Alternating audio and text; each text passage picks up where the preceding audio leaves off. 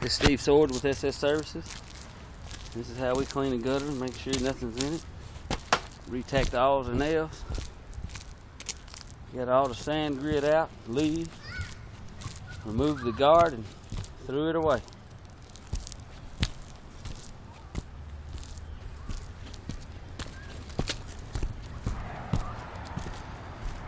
Also, we flushed each downspout and make sure all the downspouts are nice and clean. Right over here on the side corner right there, she needs a pop up.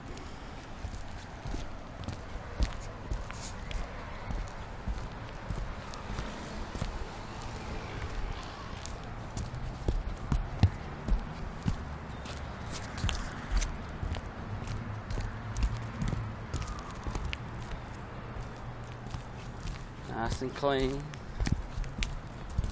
Nice and clean here.